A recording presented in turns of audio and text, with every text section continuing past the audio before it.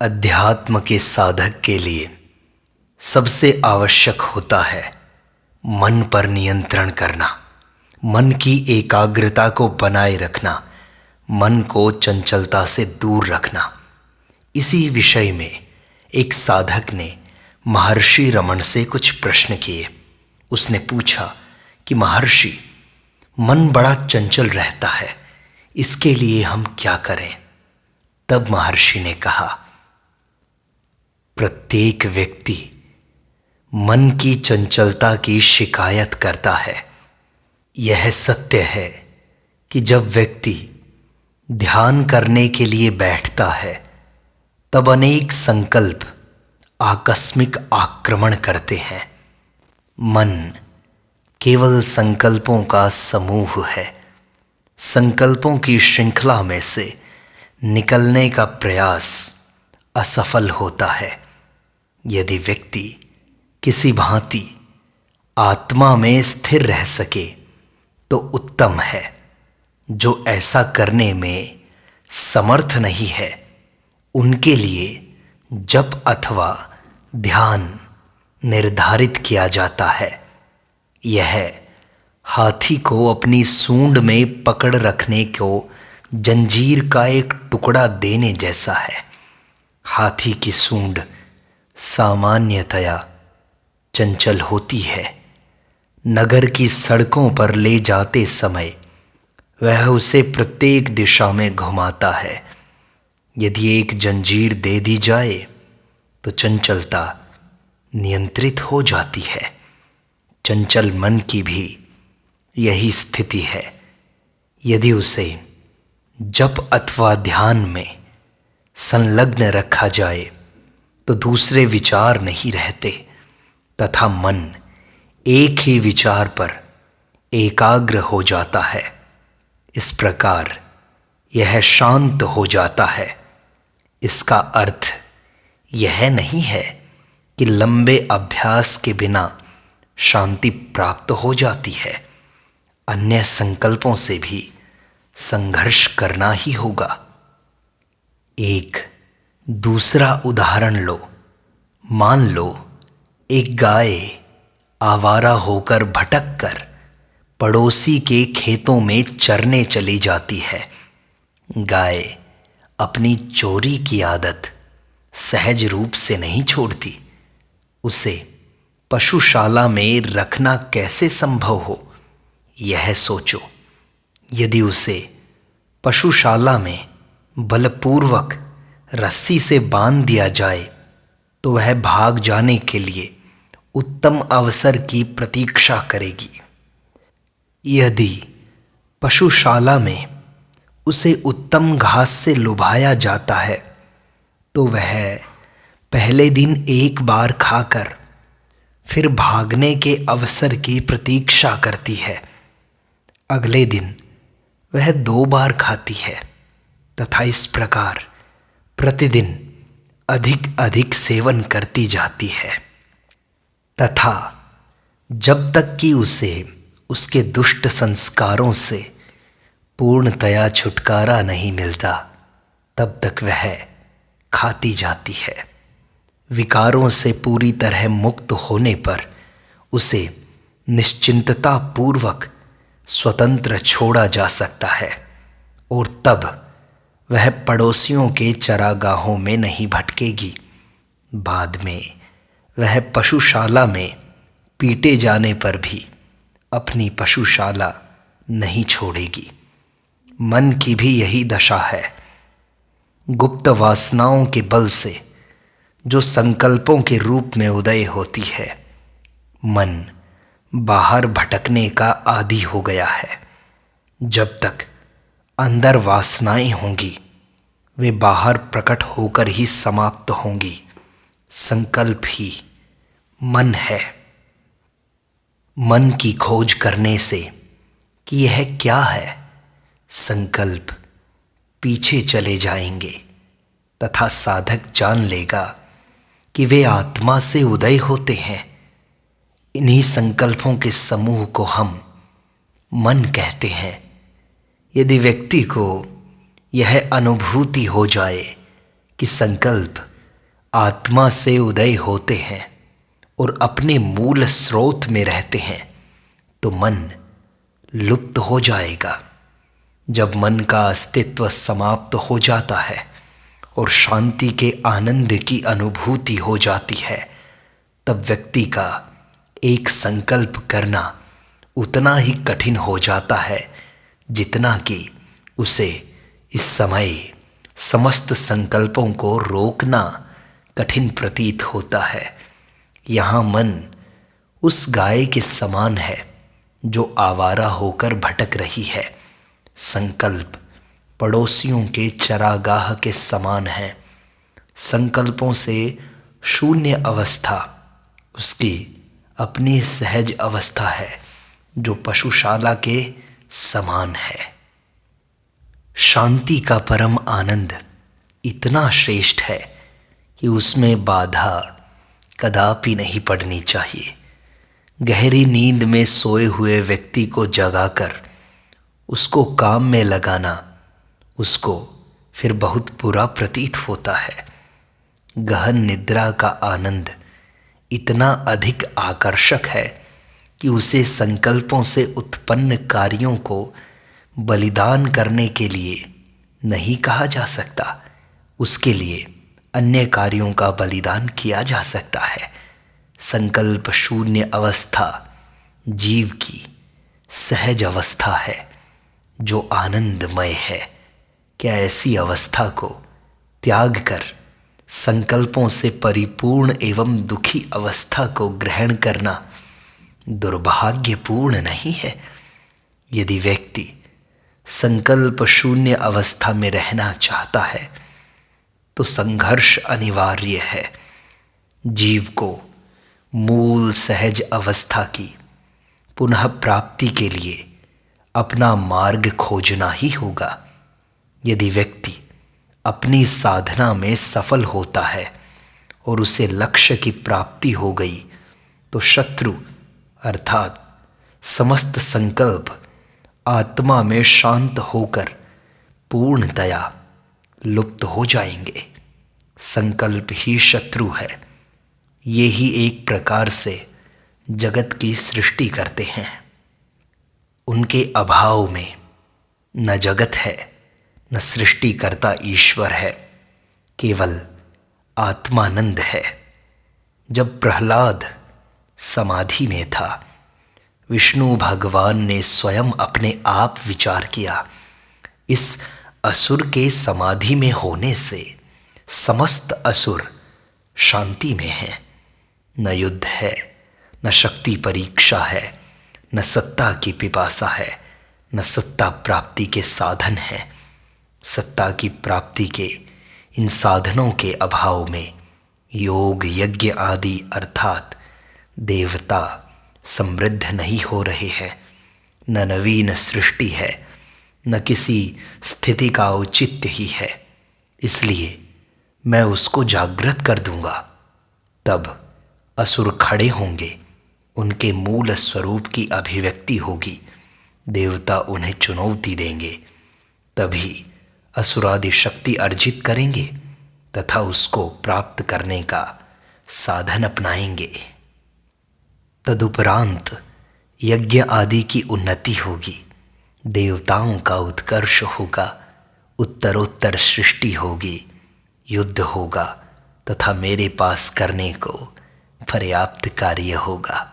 इस हेतु विष्णु ने प्रहलाद को जागृत कर उसे शाश्वतता एवं जीवन मुक्ति का वर दिया। देवासुर संग्राम पुनः प्रारंभ हो गया तथा प्राचीन व्यवस्था पुनः स्थापित हो गई और इस प्रकार जगत अपने नित्य स्वरूप में चला आ रहा है। महर्षि, क्या मन को एक बिंदु पर टिकाया जा सकता है? यदि हां, तो कैसे? यदि मन भ्रम में हो तो तुरंत अपने आप से यह पूछो कि ये संकल्प, ये विचार किसको उत्पन्न हो रहे हैं। जब तुम ये पूछोगे तो पुनः उत्तर मिलेगा कि मुझे, और यही भाव तुम्हें मैं तक, मन के मूल तक ले जाएगा। तो महर्षि, मन को एक विचार पर कितनी देर तक रोका जा सकता है? यह समय अभ्यास से बढ़ाया जा सकता है। महर्षि, एकाग्र होने के क्या साधन हैं? शरीर में आमाशय तथा दूसरे अंग उत्तेजना से मुक्त रखो। इसलिए भोजन सीमित मात्रा में करो, संयम से करो, अनुत्तेजक पदार्थों का सेवन करो। मिर्च, अधिक नमक, प्याज, मदिरा, अफीम इत्यादि का निषेध आवश्यक है। कब्ज, सुस्ती, उत्तेजना, इन अवस्थाओं को उत्पन्न करने वाले भोजन का निषेध आवश्यक है। मानसिक रूप से किसी एक वस्तु में रुचि लेकर मन को उसी में स्थिर किया जाना चाहिए। यह रुचि पूर्ण रूप से आकर्षक हो, उसमें किसी भी अन्य वस्तु का समावेश न हो, ऐसा प्रयास करो। यही वैराग्य तथा मन की एकाग्रता है। ईश्वर अथवा मंत्र का चुनाव किया जा सकता है। इस प्रकार मन सूक्ष्म को ग्रहण करके उसमें लय होने की सामर्थ्य पा लेता है। महर्षि, हमारे संस्कार क्लेश उत्पन्न करते हैं। क्या उनका निरोध संभव है? क्या उनको रोका जा सकता है? हाँ, ऐसा बहुत लोगों ने किया है। इसमें विश्वास करो, वे ऐसा करने में समर्थ हो सके क्योंकि उनका स्वयं की सामर्थ्य में विश्वास था। वासनाओं का उन्मूलन हो सकता है। इसका सरल उपाय है मन को एक ऐसे केंद्र पर एकाग्र करना जहां कोई भी वासना न हो, पर जो उनका अंतस्थल है। महर्षि, कितने समय तक हम अभ्यास करें? जब तक पूर्ण सफलता प्राप्त न कर ली जाए एवं जब तक योग मुक्ति स्थायी न हो जाए। सफलता से सफलता मिलती है। एक क्लेश पर विजय पाकर दूसरे पर विजय पाना सरल हो जाता है। इस प्रकार सब क्लेशों पर पूर्ण विजय प्राप्त हो जाती है। जिस प्रकार किसी दुर्ग को फतेह करने के लिए शत्रु सेना के बाहर आते एक एक योद्धा का हनन करके उसे समाप्त किया जाता है, वैसे ही यह भी संभव है। महर्षि, इस सारी प्रक्रिया का लक्ष्य क्या है? पहले मन की एकाग्रता, फिर उस एकाग्रता से सत्य का साक्षात्कार तथा सत्य की अनुभूति करना। महर्षि, मैं एक ईश्वर पर विचार करने बैठता हूं, एक विचार लेता हूं, लेकिन मन अन्य विषयों में भटकने लगता है। कैसे संयम करूं? भगवद गीता में कहा है कि मन का स्वभाव ही चंचल है। व्यक्ति को अपने विचारों को ईश्वर की तरफ मोड़ना चाहिए। लगातार अभ्यास से मन संयमित, नियंत्रित तथा स्थिर हो जाता है।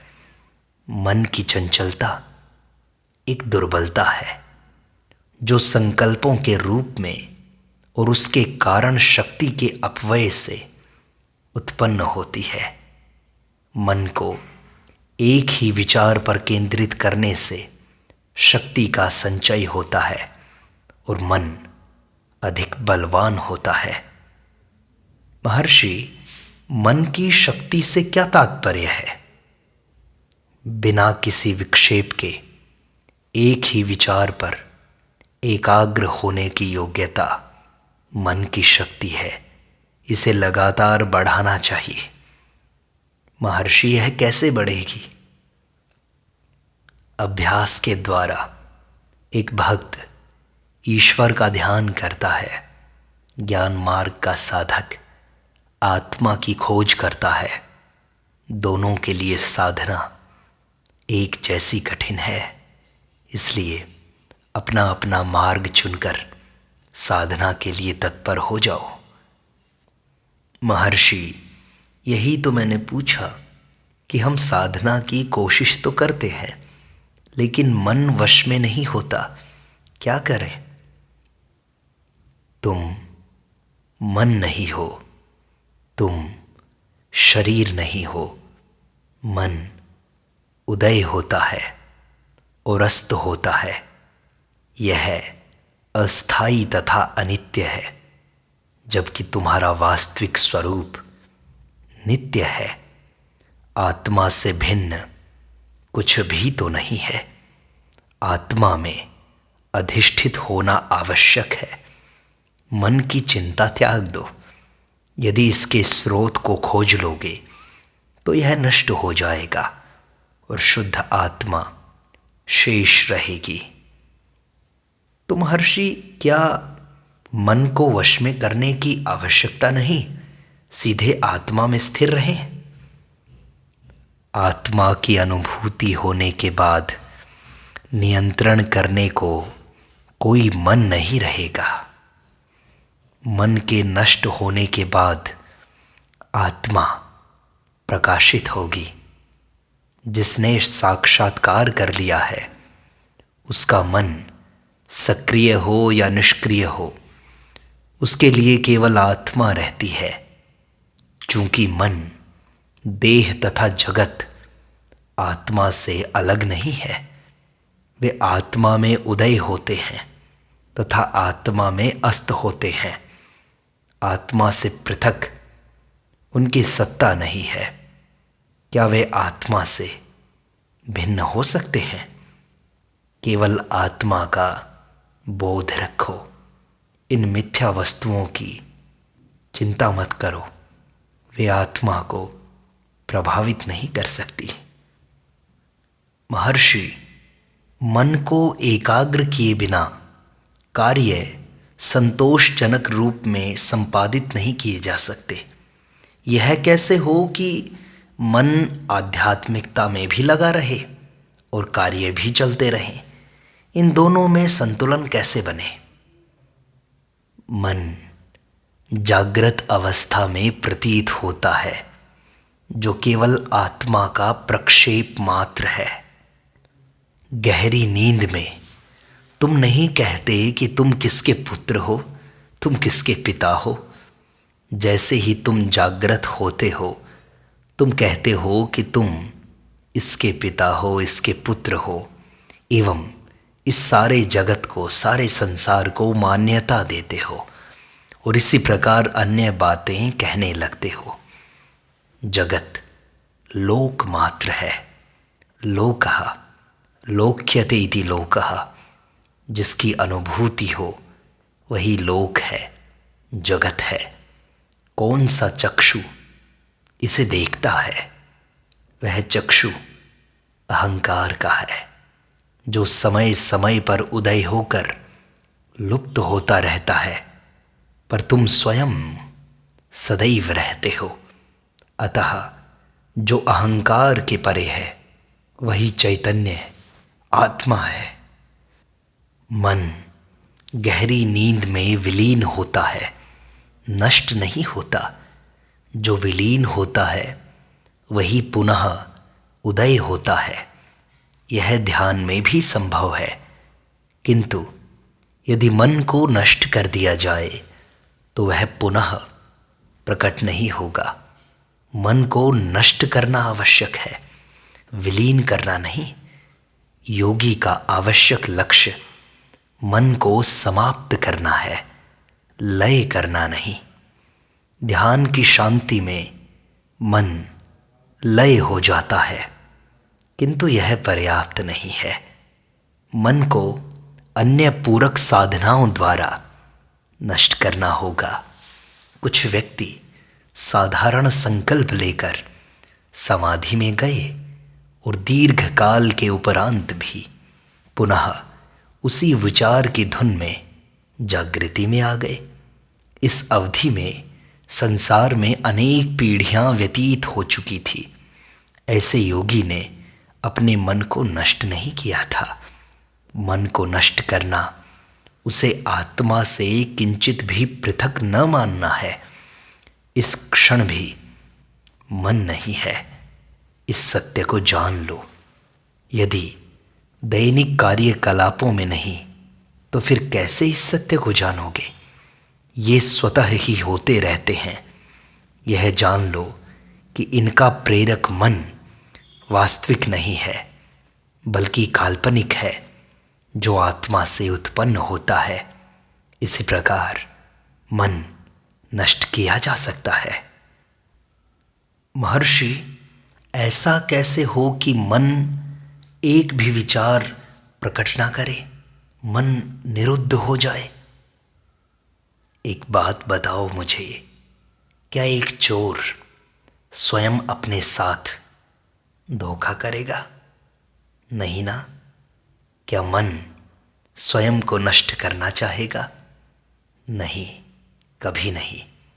मन की खोज कभी भी मन नहीं कर सकता। जो वास्तविक है आत्मा, तुमने उसे छोड़ दिया है, लेकिन तुमने मन को पकड़ लिया है। तुम्हारी नींद में, गहरी नींद में मन नहीं था, वह अब तुम्हें दिखाई दे रहा है। इस प्रकार यह अस्थाई है। क्या तुम मन की खोज कर सकते हो? तुम मन नहीं हो। तुम स्वयं को मन समझकर मुझसे प्रश्न कर रहे हो कि मन को वश में कैसे करें। यदि वह होगा तभी तो उस पर नियंत्रण होगा, पर वास्तव में वह है ही नहीं। खोज करो और इस सत्य को जान लो। झूठ की, मिथ्या की, कल्पना की खोज निरर्थक है। अतः सत्य को जान लो, आत्मा को जान लो। मन पर शासन करने का बस एक यही मार्ग है, केवल यही एक सत्य है कि तुम सदैव आत्मा में प्रतिष्ठित रहो। मन की चंचलता को दूर करने का प्रयास करो, मन को नियंत्रित करने का प्रयास करो। और यह अभ्यास और वैराग्य, इन दोनों साधनों से होता है। इन दोनों का लगातार अभ्यास करो और धीरे धीरे तुम्हारा मन तुम्हारे नियंत्रण में आ जाएगा। तुम देखोगे कि मन एक भी विचार को पैदा नहीं करता। तुम नियंत्रण में हो मन के, तभी तुम्हारा आत्मा प्रकट होगा, तुम्हें आत्म साक्षात्कार होगा। एकाग्र मन आत्म साक्षात्कार की कुंजी है।